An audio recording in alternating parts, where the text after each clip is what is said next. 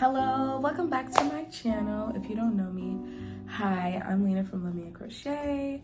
Nice to meet you and welcome to Fiction and Fiber Fridays, where we get cozy and we discuss the latest book I read while crocheting whatever piece we're working on at the time. So today I am working on this cotton like scrubby I like to make. So usually I'll do like a cute granny square with cotton yarn, and then I will use like a scrub type of yarn in order, so I have like the scrubby side. I am using Lion Brand's Stitch Soak Scrub 100% nylon in the color Cyber Yellow for this project. It is usually what I use in the kitchen when I don't have like a sponge or like a washcloth. I had a red and white one before, and it kind of was like I had used it. I've been using it for a long time, so it's about time that I make myself a new one. And so that is what I'm doing today. Absolutely love making these. They last a long time. They're machine washable. And so yeah, I just like to make a new one. Like honestly, when it's like kind of gross or like I have had it for a while, so that's typically what I would do. All right, so you might be wondering, what book are we talking about today?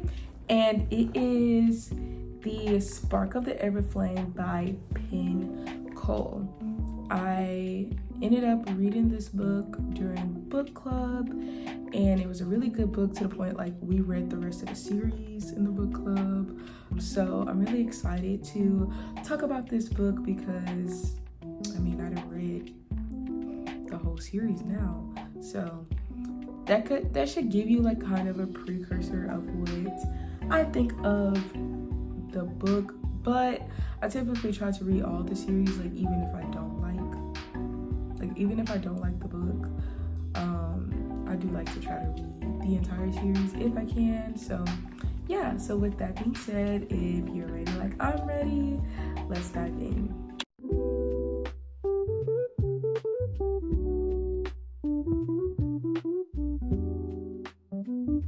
All right, so Spark of the Everflame, like what is it about? So we are taking into this world where there are descendants and then there are humans.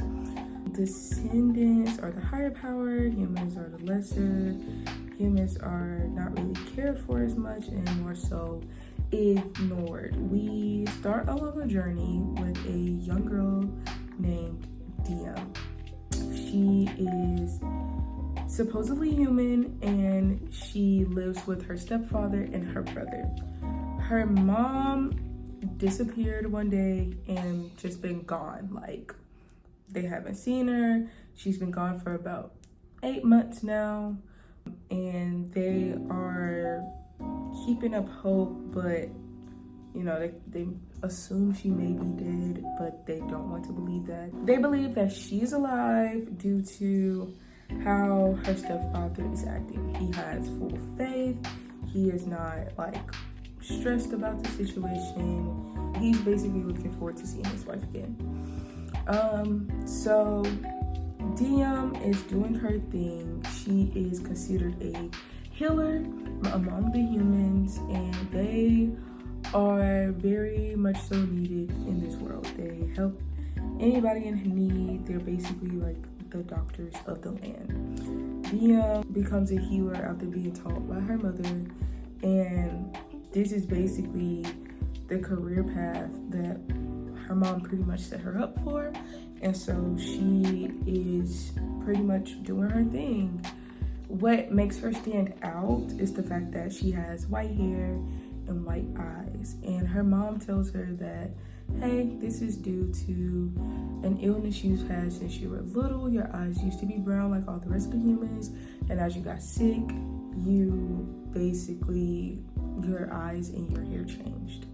And she believed her mom because those around her literally confirmed, like, yeah, your eyes used to be brown and now once the sickness got worse, your eyes changed and your hair changed.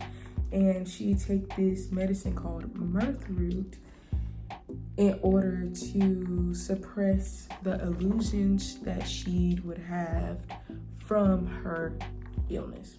So that is a bit of background of like her and her story. She has a friend that she's really close to that kind of turns into a more romantic relationship, and we see that he basically despises the descendants. Like, he like, all descendants should die, they hate us, they treat us like crap, you know, we sit here and live to pay them and we're not getting anything in return, and they just treat us like trash. And so, you know, she understood his thought process, but just kind of supported him through it because of his past and watching his mom pass and so on and so forth. And throughout this process, she discovers that he's part of this rebel group. And, you know, he invites her and he's like, you should do it. You know, you could be a very essential help. And he thinks so because of some recent job increase that she got.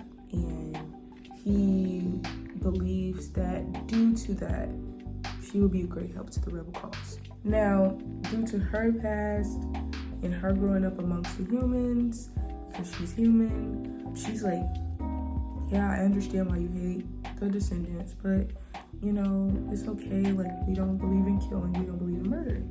Well, one day, she sees, like, with her own eyes, she sees a descendant kill a person and how gruesome it was. And it was due to it being illegal to have half-breed children. And after that, she also decides to join the rebels.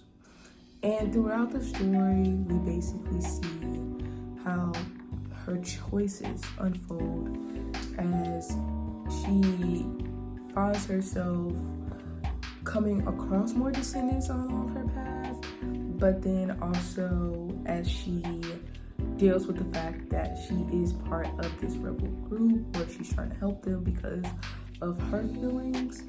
And it's a very interesting story, but it's also very fun, thought-provoking. I want to say thought-provoking. This is a very interesting story, kind of a little bit of a cliche fantasy story, but it has its differences. It has its own like world building, and it has its own everything. So with that, that is pretty much the summary of The Spark of Everflame. All right, so as I mentioned before, I picked up this book from my book club with my friends. We do book club every month and we choose a book every month. So that's something that was fun. One of my friends, we have like this poll that we do and everybody gets to recommend a book, and she put it in there. And for, I think this was the month of July, it was like the book that we chose. So that's how I got there. As far as my favorite character, from the first book, I didn't really have a favorite character. Mainly because one, Diem was kind of agitating me. She had very clear indications of things that were going on and just chose to ignore it the entire time. To the point where it was like, when it blew up in her face, she had no choice but to acknowledge it. And I feel like that just kind of brung up anxiety as a reader, because she was so reckless in a lot of choices that she was making. And then when it was time to like deal with those choices, it's kind of like, oh, now I'm here. And I'm like, girl, can we think before we make decisions? You just jumping into the decision. Let's think first. Let's think first, and let's evaluate and come up with a plan. But sometimes she didn't have time for a plan, but sometimes she had time for a plan. And, you know, those around her weren't the people that could explain it to her. So then again, I can't fault her. Like, she's kind of stressed and worried because her mom's gone. She's trying to keep going on like these things aren't happening. She stopped taking a mirth root. She starts getting these illusions back, so she's confused. But at the same time, if you want to be a part of something bigger than yourself, you know, you kind of got to think before moving forward. And she did her research, but I don't know. I just feel like more could have been done. Luther, which is the prince, he was quite an interesting person. This is one of the descendants she come across in her journey, and I felt like he was very mysterious. Like, I was very intrigued to learn more about him because I needed more explanation on why was he doing these random things. And their connection is like there clearly, but I'm like, how did this even happen? Like, I'm lost on what happened to get here. But it's not a spoiler. As you read the second book, you get, or once you finish the book or read the second book, it's like, I got you. This makes sense. This is like clear. Like, okay, we're here. But within the first book, it's kind of like cool, great, interesting, but how? And so I love this yarn. As I was reading the first book, it was like multiple questions, but things were getting answered as we went along. So yes, throughout this story, I really didn't have a favorite character. Honorable mention, it may be like Diem's little brother and Lily, who is the prince's sister. I feel like they're kind of adorable. I can't wait to learn more about them. Well, I couldn't wait to learn more about them as the journey continued, but they seemed pretty interesting in the dynamic that they were showing throughout the first book. As far as like the writing goes, what did I think of the story itself and how the flow went? Really enjoyed it. I giggled at moments. I was overly stressed at moments for Diem. I was like pretty much encapsulated in where the story was going and how the story was unfolding. Like, basically, like, I'm in this world, I'm here, I know Diem, I'm learning more about Diem every chapter and her thought processes.